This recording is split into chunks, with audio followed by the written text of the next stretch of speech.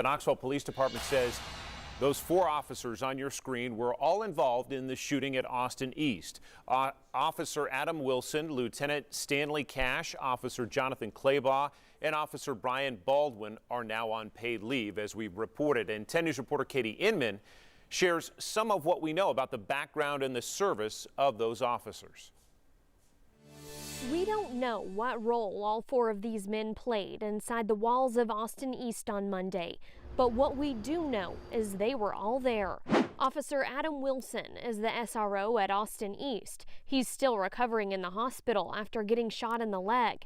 He joined KPD in January 2001 and served as a firearms instructor. That's when he did this interview in the 10 News studio in 2016. Firearms need to be inaccessible to anyone who is unauthorized to have that firearm, and children at the top of that list. Lieutenant Stanley Cash has been with KPD since October 2001. Born and raised in East Knoxville, 10 News interviewed Cash in June 2020 as part of the Black and Blue series. You're always in this middle area because when you're on duty, you're supposed to represent everybody in the black community to everybody in this profession.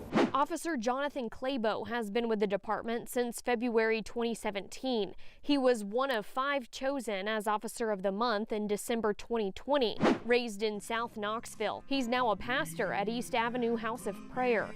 Officer Brian Baldwin joined KPD in October 2004. He's a canine officer. In 2016, 10 News did a story on how Baldwin found a lost woman in South Knoxville. Probably took, 2-3 minutes to find her. All are now on paid leave as the investigation goes on. In Knoxville, I'm Katie Inman.